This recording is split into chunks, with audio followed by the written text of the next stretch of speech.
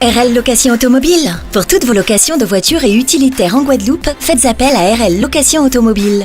Avec RL Location Automobile, réservez en toute tranquillité 7 jours sur 7, 24 heures sur 24. RL Location vous propose une large gamme de voitures et d'utilitaires au meilleur prix sur le site internet www.rl-location.com. RL Location, c'est aussi l'assistance et la livraison. Pour tout renseignement, contactez-nous au 0590 10 66 87. RL Location Automobile, la location en toute simplicité. Guyane, actualité. La parole est à présent Monsieur Jean-Victor Castor pour le groupe GDR. Madame la Présidente, Monsieur le Premier ministre, je m'adresse à vous particulièrement parce qu'il s'agit d'une déclaration du Président de la République lors de son passage en Guyane. Vous savez, la Guyane, c'est 7 communes sur 22 qui sont totalement enclavées sans réseau routier. Ce sont des dizaines et des dizaines de personnes qui meurent à cause de l'enclavement. Oui, chers collègues, l'enclavement tue régulièrement dans mon pays, la Guyane. Il tue des personnes, il tue le système éducatif, il tue le système sanitaire, il tue l'économie, il tue l'espoir. En 500 ans de présence française, la France n'a construit que 440 km de route nationale en Guyane. Moins d'1 kilomètre par an. Et en 2006, M. Estrosi, ministre, avait annoncé que la Guyane pourrait bénéficier et intégrer les 15 grands programmes itinéraires de route nationale. En 2007, la route Belize-Saül a été actée dans le cadre du plan pour le parc national. En 2016, par décret ministériel, vous avez validé le SAR qui note et qui intègre le désenclavement de la Guyane. En 2022, le président de la République, M. Macron, a écrit à tous les électeurs de Guyane « Désenclavement routier de la Guyane ». Routier de la Guyane.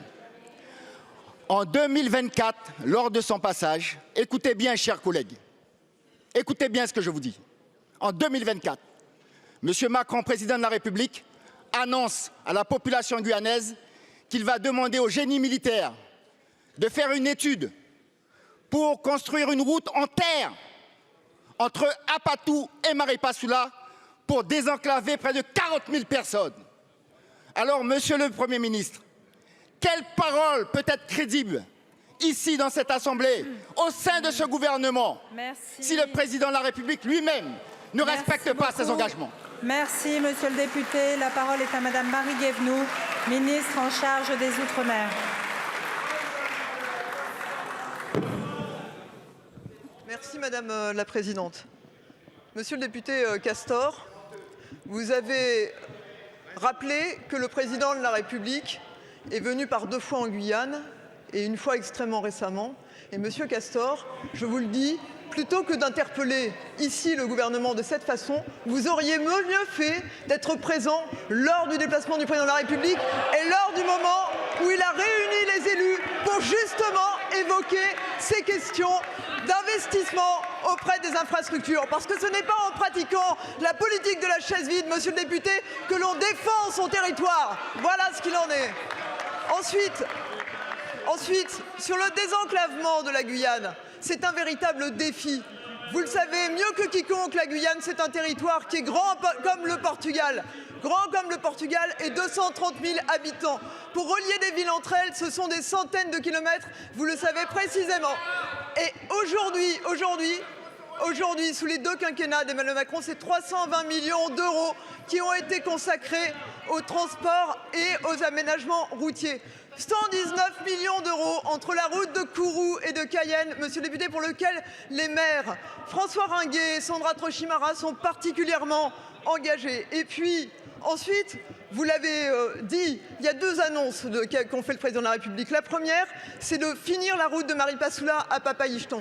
Et la deuxième, c'est celle effectivement de faire en sorte que le génie militaire puisse étudier la possibilité d'avoir une piste, parce que monsieur le député, avoir une piste sur des centaines de kilomètres, c'est mieux qu'avoir aucune route.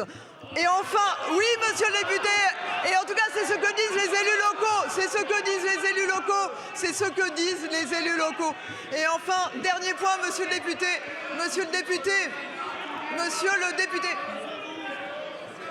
et enfin, monsieur le député, Le désenclavement, c'est aussi les transports aériens dans un territoire comme la Guyane. Et là, c'est la collectivité territoriale de Guyane qui en a la compétence sur les lignes intérieures.